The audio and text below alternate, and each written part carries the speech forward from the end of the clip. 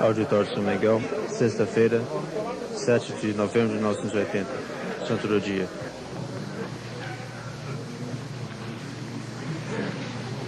Bem, nós devemos começar agora a comentário da vida de Santa, enfim, dos fatos que se relacionam com a operação de Santa Catarina Labouré. E esses fatos são tirados de um trabalho que o Dr. Borelli redigiu e que devemos publicar oportunamente. Já disse aos senhores que está um excelente trabalho.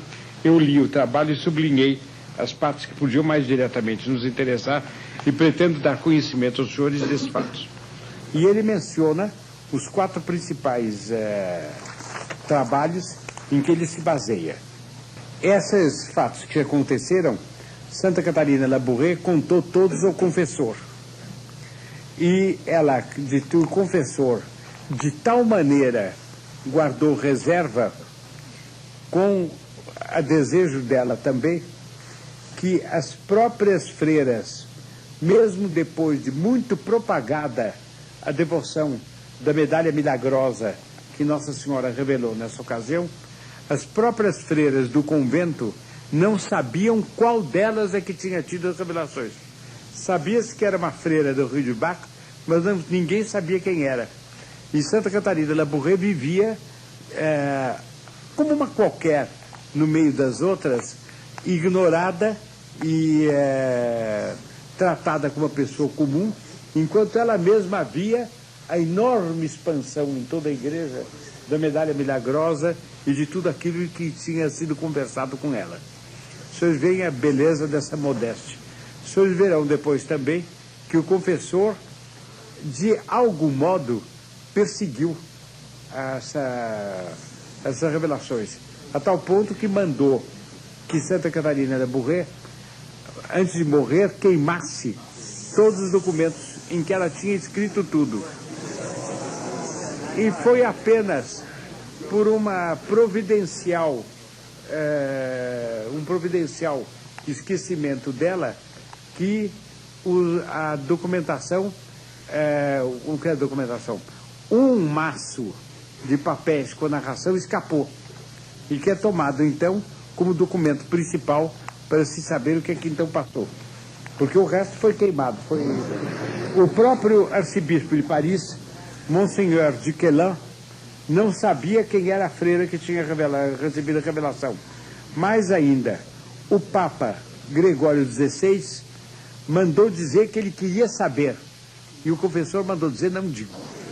Atendendo, não julguem o confessor com uma severidade sumária, atendendo ao desejo da freira e respeitando o segredo de confissão. Aliás, é muito bonito isso na igreja. Vocês veem que coisa linda. Um padre de todo em todo dependente do Papa, o Papa manda dizer, quero saber, e o padre diz, o segredo de confissão proíbe. O Papa, pois não. Fico sem saber. Esse respeito ao segredo do confessionário mostra bem o que é o espírito da igreja, qual é, enfim, a seriedade sobrenatural com que a igreja toma o segredo de confissão. E, de passagem, vale a pena realçar isso.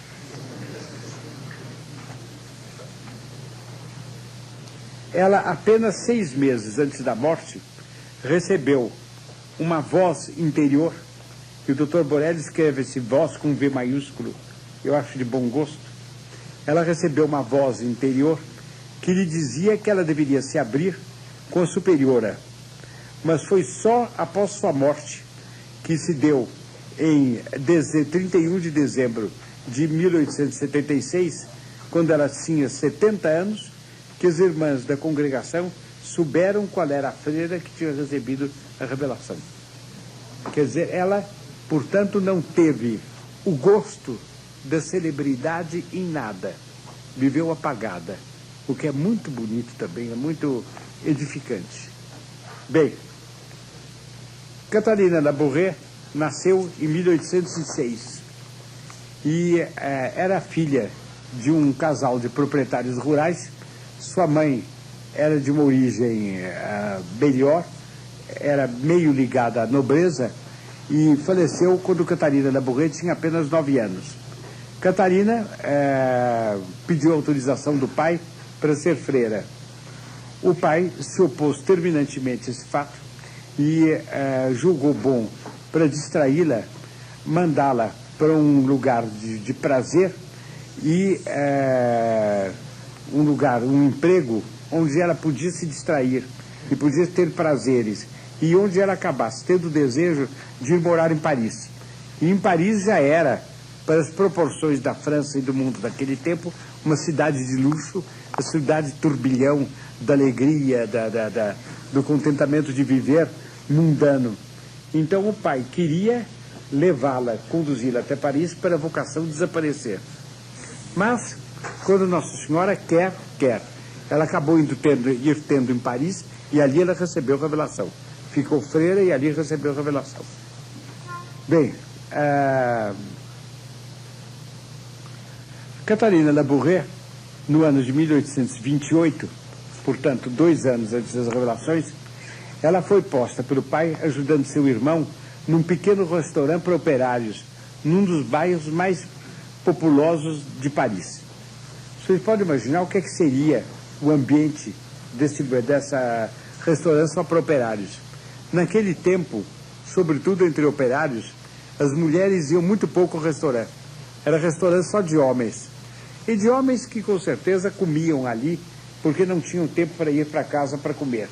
Vocês estão imaginando a beberagem, as conversas imorais, as canções, etc., etc., num restaurante, num trabalho, numa atmosfera dessas. Vocês estão imaginando a futura santa obrigada pelo pai a servir ali.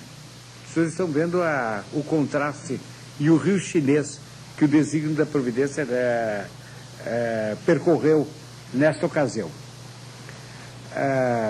Ela tinha nessa ocasião 22 anos, uma idade inteiramente inadequada para esse tipo de serviço. Ela era a defesa dela, inteiramente quieta, e durante o serviço nunca descerrava os lábios. Falassem com ela o que fosse, perguntasse o que quisesse, ela servia sem dizer uma palavra. Era um meio de se isolar e de proteger a sua própria pureza, a sua piedade naquele tempo, naquele ambiente.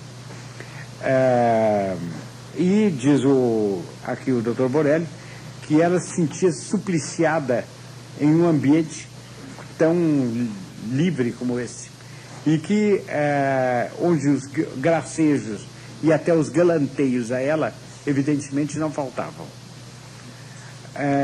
Mas ela soube se impor. Os galanteios aos poucos foram murchando e o ambiente de respeito se estabeleceu em torno dela. Aqui os senhores estão vendo também um contraste bonito. O operário daquele tempo era em geral muito corpulento, porque a indústria era muito menos mecanizada do que hoje em dia. Exigia muito mais força do trabalho manual. Vocês podem imaginar um restaurante pequeno, cheio daqueles homenzarrões, o ambiente nós já descrevemos, entra uma donzela que não tem outra coisa senão seu anjo da guarda para defendê-la e que acaba domando o ambiente. Brincadeira de cá, gracejo de lá, galanteio de acolá, ela apenas a defesa do repúdio e dos lábios cerrados. Ela domina. Vocês estão vendo a virtude dominando o vício, o espírito dominando a matéria. Vocês estão vendo que bela vitória e como isso nos ajuda a conhecer o perfil moral da santa. Esse martírio durou cerca de 1 ano. Em 1829, Santa Catarina Labouré passou a residir com uma cunhada que mantinha um pensionato para moços em Châtillon-sur-Seine, no departamento de Côte d'Or. Era aí que uma parte da nobreza da Borgonha enviava suas filhas. Catarina viveu com mais liberdade e pôde melhorar algum tanto sua escrita. Mas a ortografia dela foi sempre muito irregular. O francês é uma lindíssima língua, mas é o contrário da ortografia fonética. Chateau, por exemplo, C-H-A-T-E-A-U, aquilo que se poderia escrever em português, X-A-T-O, acento circunflexo.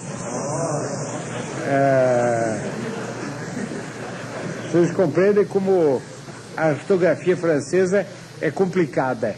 E ela nunca aprendeu bem essa ortografia. Umas coisas que ela escreveu, há bons erros de ortografia ainda, que mostra como a instrução dela estava abaixo do caráter. Mas quanta coisa ela via pela piedade, pela fé, pelo caráter. Bem, ela nunca passará de pessoa semiletrada, escrevendo francês em pitoresca ortografia fonética. Ela escrevia como vinha no ouvido. Bem, ela que tinha vergado os operários do botequim, vergou também o pai. E, em janeiro de 1830, ela entrava no Hospital de Caridade, dirigida pelas irmãs de São Vicente de Paulo, em Châtillon-sur-Seine, no lugar mesmo onde ela trabalhava. Depois de 3 meses de postulantado, ela seguiu, enfim, para Paris. E, em 1830, no mês de abril, ela, pela primeira vez, entrou no noviciado da Rue du Bac, onde as aparições se deram. Ela era, portanto, freira bem nova quando essas aparições se verificaram.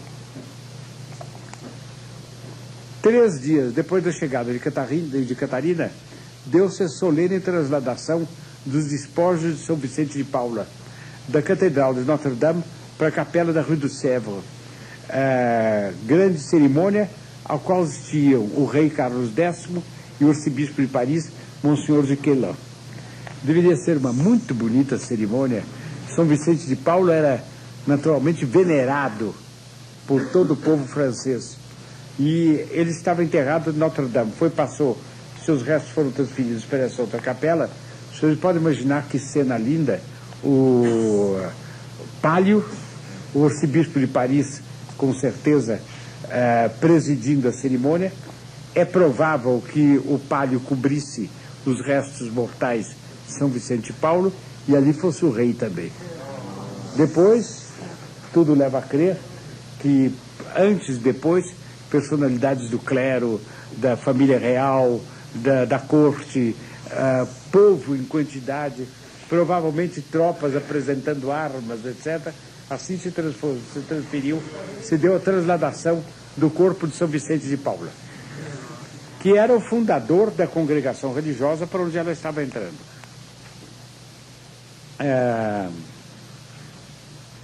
Ela, como noviça, ela frequentou várias vezes esse lugar e essa capela de Saint-Lazare, onde foi colocado o corpo de São Vicente de Paulo, e ela tem essa frase: todas as vezes que eu voltava de Saint-Lazare, sentia muita dor. Parecia-me encontrar na comunidade São Vicente, ou ao menos seu coração, que me aparecia todas as vezes que eu voltava de Saint-Lazare. Ele me apareceu 3 vezes de modo diferente. 3 dias seguidos, branco, cor de carne, o que anunciava a paz, a calma, inocência e a união. Depois o vi vermelho, cor de fogo, o que indicava o incêndio de caridade do seu coração. Parecia-me que a comunidade devia se renovar, estender-se até as extremidades da terra, o que de fato se deu. E por fim, eu vi vermelho-negro, o que punha o que indicava tristeza no coração. Vinham-me tristezas que tinha muita dificuldade em dominar. Não sei porquê, nem como essa tristeza se relacionava com a mudança de governo que havia proximamente na França.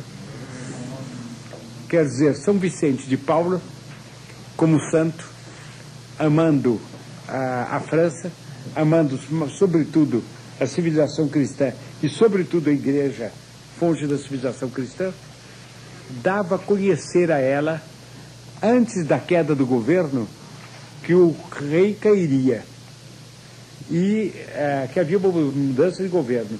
Exprimia a sua dor profunda, fazendo ver o próprio coração do santo nesses coloridos diferentes. Um vermelho quase preto que indicava tristeza, o que ia acontecer. É muito bonito a gente imaginar essa noviça que anda, que vai ao convento de São Afonso de Sèvres, etc., Saint-Lazare, quer dizer, e fica com essa tristeza profunda na alma, e sabe o que vai haver, mas não diz a ninguém e diz só ao seu confessor. Por que ela sabia de antemão? Para que nós soubéssemos, é claro, mas também para rezar e para ir pedindo pela causa católica na França, antes mesmo da causa ser golpeada, de maneira a conseguir que o golpe não fosse tão grande e alguma coisa sobrevivesse. A gente vê a providência que permite o golpe, mas prepara também algo que atenua. Você vê aí a bondade e a misericórdia de Nossa Senhora. A vidente acrescenta que uma voz interior lhe disse: o coração de São Vicente está profundamente afligido pelos males que vão se abater sobre a França. No último dia, uma voz interior disse a vidente: o coração de São Vicente está um pouco consolado, porque obteve de Deus, por mediação de Maria, que duas famílias, que suas famílias não pereceriam no meio dessas infelicidades, e que Deus se serviria delas para reanimar a fé. Quer dizer, estava no... O que seria normal é que o ramo masculino e feminino da obra de São Vicente de Paulo desaparecessem. Mas Nossa Senhora obteve e pediu, antes da Revolução, que essas duas famílias, eu interpreto assim, sendo o ramo masculino e feminino, talvez haja duas congregações, não tenho certeza, não tive tempo de me informar, que essas duas famílias sobrevivessem para espalhar a fé pelo mundo inteiro, o que em larga medida aconteceu. Bem, em todo o período de seu noviciado, a santa teve contínuas visões de Nosso Senhor, que ela assim narra, César. Eu era favorecida com uma outra grande graça, a de ver Nosso Senhor no Santíssimo Sacramento. Mas eu vi, durante todo o tempo do meu seminário, quer dizer, o noviciado, menos todas as vezes que duvidava. Então, quando isso sucedia, não via mais nada, porque queria aprofundar e duvidava desse mistério, que acreditava enganada. Quer dizer, ela, inúmeras vezes, quando via o Santíssimo Sacramento, via o próprio Nosso Senhor. Como não sabe? Porque a dimensão de uma partícula é muito, muito menor que a da estatura de um homem. Como ela o via dentro, são mistérios, milagres que Deus pode fazer. Ela também não entra em pormenores, mas às vezes ela tinha dúvida. Quando tinha dúvida, a figura se apagava. Qual é o interesse disso? É mostrar para os incréus que não se tratava de fanatismo e que não se tratava de imaginação dela, que ela quisesse que aparecesse, então acabava aparecendo, que o espírito dela era mais bem um espírito de análise, e que uma análise que chegava a um certo excesso, a tal ponto que se a gente tem uma impressão de desagrado de Nosso Senhor quando ela duvidava, o que às vezes leva a supor como mais provável que a dúvida não era agradável a ele. Mas isso mostra como não era a imaginação, como era a realidade, o que é um fator interessante para se construir um aspecto geral desses acontecimentos. Diz ela, os mais negros e tristes pensamentos. Foi no dia da Santíssima Trindade, 6 de junho. A Revolução foi em julho. Nosso Senhor me apareceu como um rei com a cruz sobre o peito no Santíssimo Sacramento. Isso se passava durante a Santa Missa, no momento do Evangelho. Pareceu-me que Nosso Senhor era despojado de todos os seus ornamentos, caindo tudo por terra. Isso se relacionava com a revolução que haveria daí a pouco. Caindo tudo por terra. Foi então que tive os mais negros e tristes pensamentos. Foi então que tive o pensamento de que o rei teria que o rei da terra, que o rei da França, né? O rei terreno, seria perdido e despojado de suas vestes reais. Foi o que aconteceu nos últimos dias de julho. Daí os pensamentos que tive, que não saberia explicar sobre a perda que se fazia. Quer dizer, como ela era uma pessoa pouco culta, ela não compreendia todo o alcance desse acontecimento. O que é que a religião perdia com isso? Ela estava com o espírito pouco afeito a medir os vais e vens da revolução e da contra-revolução. Mas Deus lhe dava a entender, Nosso Senhor Jesus Cristo lhe dava a entender uma profunda tristeza com esses fatos. Aí os senhores têm uma coisa curiosa, que é o relacionamento direto. Eu não me lembro de ter visto uma coisa parecida, talvez houvesse, de uma revelação tão altamente provável. Eu, no meu fórum interno, a tomo com certa, com um fato político. Mas assim, um fato político determinado. A fulano vai acontecer tal coisa e por isso Deus está triste. Eu não me lembro de uma coisa dessas. É um fato único e que eu gostaria, único ao menos para minha memória, e que eu gostaria de ressaltar junto aos senhores. Bom, quem sabe se vale a pena ler o próprio texto da Santa contando o que se passou então. É um pouco longo, mas são as próprias palavras dela e isso fará um desenvolvimento do tema. Ele diz o seguinte: veio depois a festa de São Vicente, ela que fala.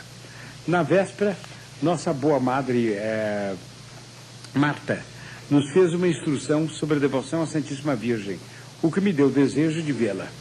Deitei-me, pois, com o pensamento de que naquela noite mesmo eu viria minha boa mãe. Havia tanto tempo já que eu desejava vê-la. A inocência e a ingenuidade desse pensamento e o caráter filial são muito bonitos.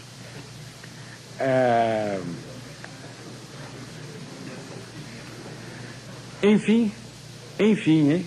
Ela acho que demorou, hein?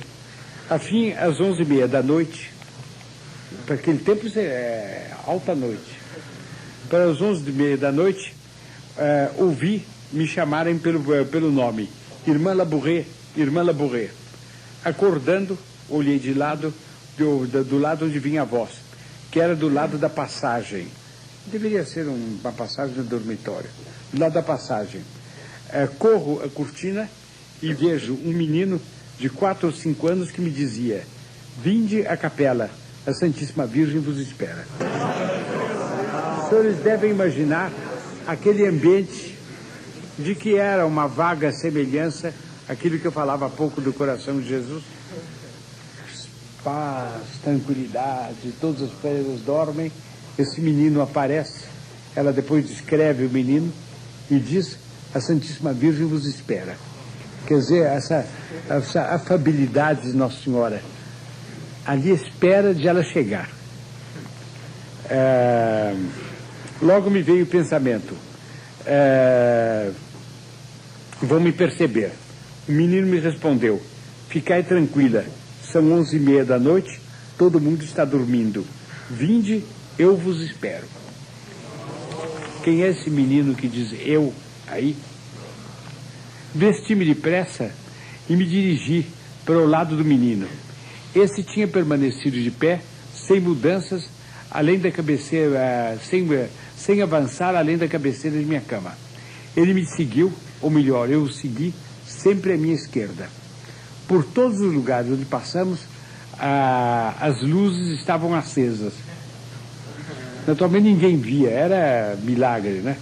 Tudo isso já é dado para causar impressão. Então as luzes estavam acesas e o que me admirava muito, ela ficava muito surpresa por isso. Porém, muito mais surpresa fiquei quando eu entrei na capela. A porta se abriu, mal o menino a tocou com a ponta do dedo.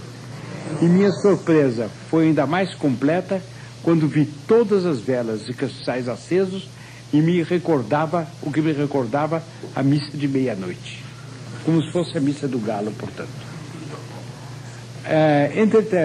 Entretanto, nada vejo da Santíssima Virgem. O menino me conduziu ao presbitério, ao lado da capela, ao lado da cadeira de braços do senhor vigário. Ali me ajoelhei e o menino permaneceu de pé todo o tempo. Eu achava o tempo longo e olhava para ver se as vigilantes não passavam pela tribuna, no fundo, onde tem o órgão. Ela tinha medo que pudessem perceber alguma coisa violasse o segredo. Seria bonita a cena, né? Ela ajoelhada junto a essa cadeira, a cadeira do senhor vigário, e as luzes todas acesas, e pensando o que é que diria a vigilante dessa completa irregularidade. Como é que ela se explicaria? Por fim, chegou a hora. O menino me preveniu. Ele me disse: eis a Santíssima Virgem, ei-la. Ouvi como um roçar de vestido de seda que vinha do lado da tribuna. Os senhores conhecem o frufru da seda, né? De quem está com vestido de seda, naquele tempo com o vestido arrastando no chão. Produziria aquele ruído agradável e muito peculiar. Então, que vinha do lado da tribuna, perto do quadro de São José, e que passava sobre os degraus do altar do lado do Evangelho, sobre uma cadeira igual à de Santana. O que seria essa cadeira de Santana? Dr. Borelli tem uma nota, mas eu me perderia nessas notas, a gente pode ver depois. Vamos prosseguir.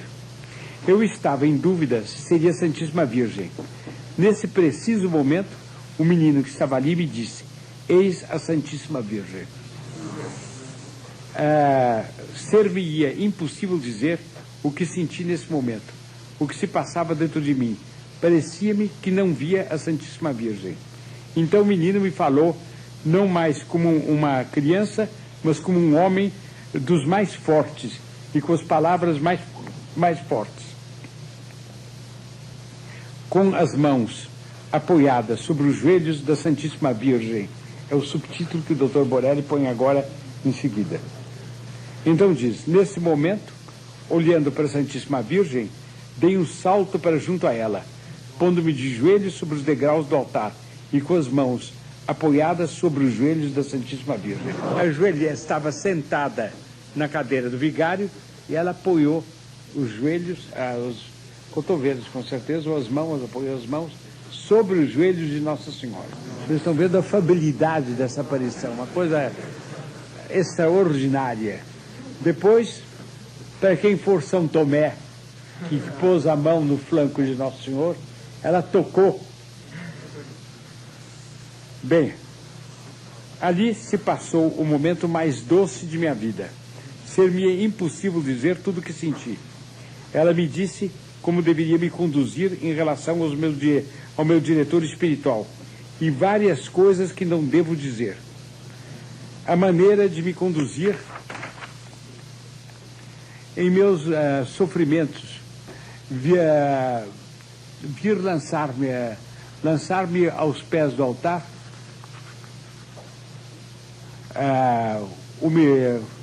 e me mostrava com a mão esquerda o pé do altar, e ali efundir o meu coração. Aí eu receberia todas as consolações de que tivesse necessidade. Quer dizer, quando ela tivesse sofrimentos, não comentasse com ninguém, fosse ao altar e desabafasse ali, mas num lugar indicado por Nossa Senhora para ela, aqui, nesse ponto você venha. Vocês compreendem quanto ela voltou a esse lugar, fisicamente indicado por Nossa Senhora. Uma verdadeira maravilha. Eu não tinha lido esse trabalho antes de ir a Rue du Bac. O resultado é que eu não fui, nem me consta lá que indiquem qual é o lugar que Nossa Senhora mostrou para ela. Porque, evidentemente, qualquer um de nós que, conhecendo esse lugar, ali estivesse, não deixaria de ir ali e de rezar ali, e de oscular o chão, o lugar indicado por Nossa Senhora. A cadeira se oscula. Está ali, sobre um estradozinho, e todo mundo que entra vai oscular a cadeira, todos nós osculamos a cadeira. Quando eu osculei a cadeira, eu deitei o olhar sobre o veludo, e o veludo pareceu-me novo. E eu fiquei desagradado, porque se é novo, não é o veludo em que Nossa Senhora sentou. Na saída, eu perguntei à freira, disse: irmã, me faz favor, ela me deu uma relíquia que eu guardo até hoje, com ex-óstibus ou ex-carne de São Vicente de Paulo, de Santa Catarina Labouré e Santa Luísa de Marillac. Santa Luísa de Marillac foi era contemporânea de São Vicente de Paulo e fundadora do ramo feminino da congregação. Bem, eu perguntei a ela: irmã, me faz favor, esse veludo da cadeira é o próprio veludo em que Nossa Senhora sentou? Ela disse: não, nós há pouco substituímos por um veludo novo. Eu pensei em ficar com o veludo para mim.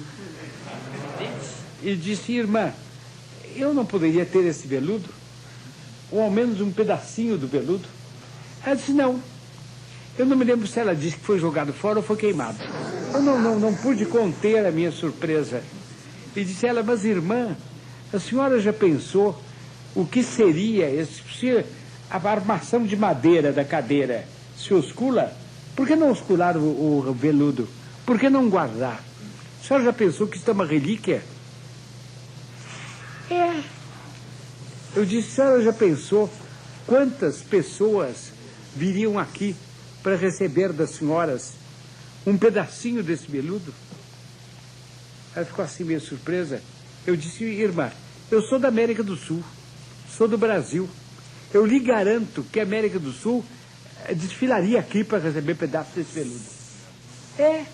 Nous n'y avons guère songé. Não pensamos nisso.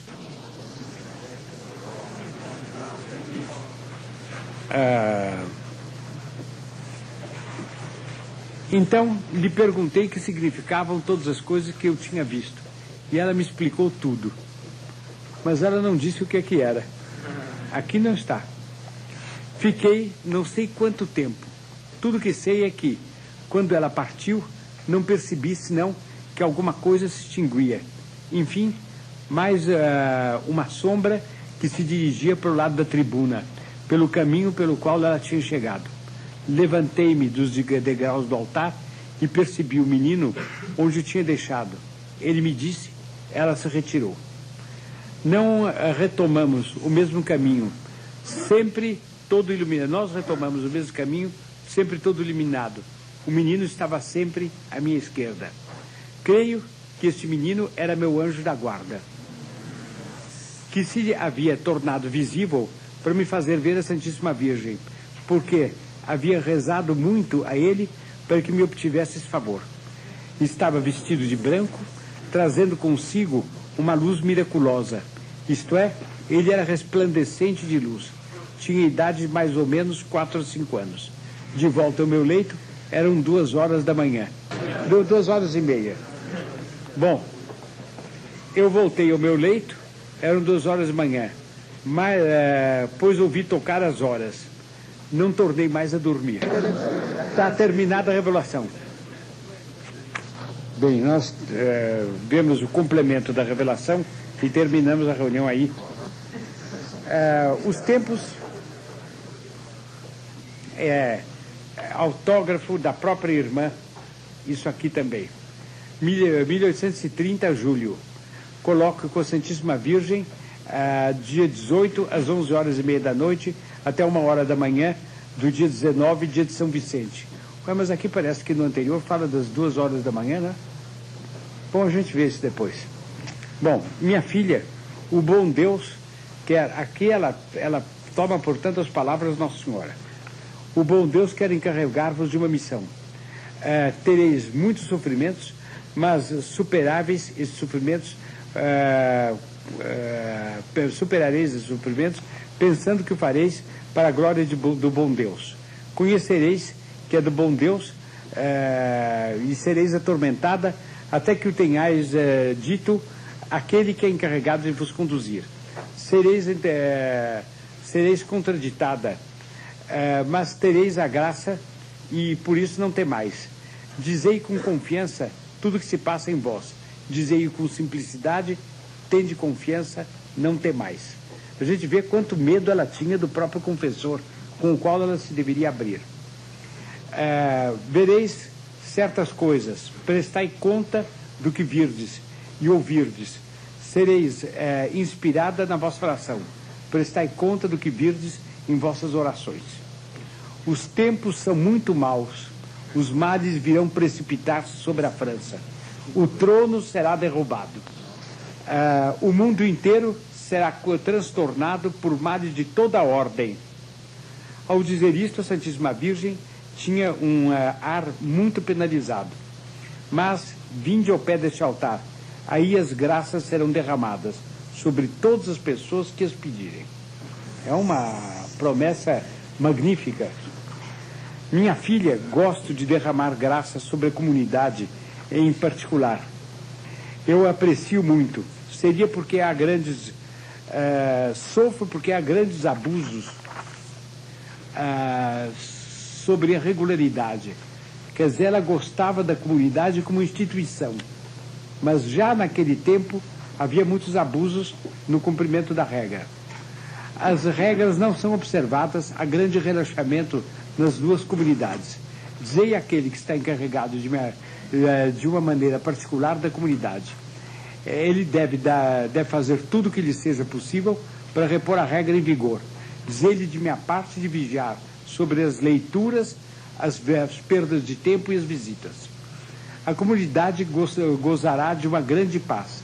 Ela tornar-se-á grande. Momento virá em que o perigo será grande. Acreditar-se-á tudo perdido. É curioso que este momento não é de 1830, porque não dá tempo. Porque como é que vai haver uma grande paz e vai corrigir os abusos, etc, etc, quando ela já está em julho e a Revolução foi em julho? Esses fatos não cabem aí, cabem depois. Eu estarei convosco, tende confiança. Mas não se dará o mesmo com as outras comunidades. Haverá vítimas. Ao dizer isso, a Santíssima Virgem tinha lágrimas nos olhos. Para o clero de Paris, haverá vítimas. Monsenhor Arcebispo, essa palavra, lágrimas de novo. E acabou-se. Eu creio que... Não foi Monsenhor Quelan. Houve... Hein? Mas não, o que foi morto foi Monsenhor Afro, não é isso? Mas foi em 1870. Talvez aí seja uma profecia de 1870, não sei. Minha filha, a cruz será desprezada e derrubada por terra. O sangue correrá. Abrir-se-á de novo o lado de Nosso Senhor. As ruas estarão cheias de sangue. Monsenhor Arcebispo será despojado de suas vestes. Aqui a Santíssima Virgem não podia mais falar. O sofrimento estava estampado sobre sua face. Minha filha, dizia ela, o mundo todo estará em tristeza. A essas palavras pensei quando isso se daria. Eu compreendi bem daí a 40 anos, em 1870, onde realmente o arcebispo foi fuzilado. Foi fuzilado abençoando os revolucionários e 2 balas cortaram os dedos dele. E por aí se viu que ele morreu abençoando. Me disse o professor, muito competente nesse assunto de história do século XIX, que o arcebispo era de tendência liberal. E ele teve, de algum modo, um castigo, porque os liberais o fuzilaram. Mas vejam como Nossa Senhora sofreu com o fato, porque ele era arcebispo. E na pessoa dele, era a igreja que sofria uma violência. Os senhores vejam aí como Nossa Senhora ama as instituições eclesiásticas. Ela ama tanto uma congregação religiosa na qual ela, entretanto, denuncia graves abusos. E ela sofre tanto com o padecimento de um arcebispo, que, entretanto, era um arcebispo liberal. É a congregação enquanto congregação, o arcebispo enquanto arcebispo. Isso deve nos fazer compreender o amor que nós devemos ter às instituições eclesiásticas, por mais que as vicissitudes humanas façam com que dentro delas passem coisas que são contrárias do que a gente poderia querer. Meus caros, com isso, a nossa reunião está terminada.